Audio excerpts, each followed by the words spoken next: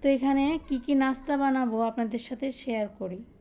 এখানে দুধ জাল করতেছি, লাচ্ছা সেমাই করব, যেটা আমার কাছে সব থেকে সহজ বলে মনে হয় এবং টেস্টের দিক থেকে আমার কাছে সব থেকে বেস্ট মনে হয়। আমার লাচ্ছা সেমাই খেতে ভীষণ পছন্দ। তাই ভাবলাম যে যেহেতু আমি আমার মতো করে নাস্তাগুলো বানাবো, তাই আমার পছন্দের দু একটা রেসিপিও এর সাথে অ্যাড করি।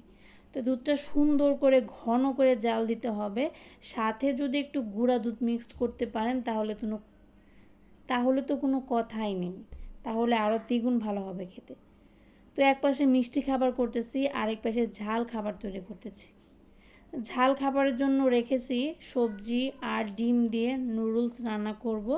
একটু গাজর দিলাম, তারপর হচ্ছে ব্রোকলি দেবো, আরও অনেক কিছু ব্যবহার করব। তো তার জন্য আপনাদের ভিডিওটা দেখতে হবে। এক পাশে চুলাতে দুধ জাল করতেছি, আর এক পাশে চুলাতে নুডলস রান্নার জন্য নুডলস সেদ্ধ করতেছি। সবসময় তো মাছের ঝোল টলি দেখেন, আজকে দেখাই আমি কিভাবে নাস্তা দিয়ে মেহমান আপ্যায়ন করি আর কি।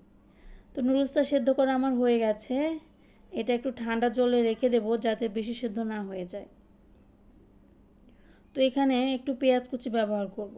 পেঁয়াজ কুচিটাকে হালকা করে ভেজে নিয়ে এখানে আমি ফ্রোজেন করা ব্রোকলি আর হচ্ছে মটরশুঁটি ব্যবহার করব। মটরশুঁটিটা হাফ বয়েল করে ডিপ ফ্রিজে রেখে দিয়েছিলাম, তার জন্য পরে ব্যবহার করব। আর ব্রোকলিটাও আমি হালকা সেদ্ধ করে রেখে দিয়েছিলাম। ভেবেছিলাম যে অনেকগুলো রাখছি, এখন খেতে খেতে দেখি যে সিজন যেতে না যেতেই শেষ হয়ে গেছে।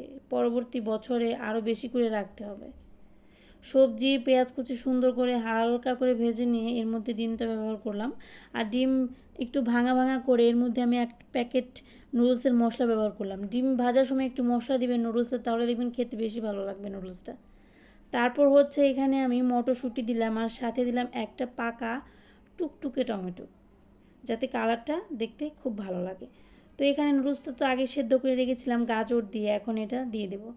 এখন জাস্ট মিক্সড করার পালা। নুডলস রান্না করতে খুবই কম সময় লাগে, কিন্তু খেতে ভীষণই ভালো। আত্মীয় স্বজন বাসায় আসলে বা যে কোনো ধরনের মেহমান আসলে এই নাস্তাটা সব থেকে সহজ এবং সুস্বাদু হয়।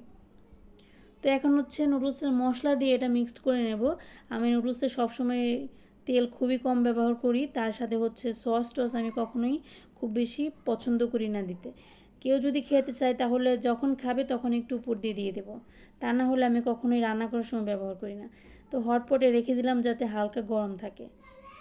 তো নুডলস রান্না করা শেষ হয়ে গেছে, এখন সেমাইটা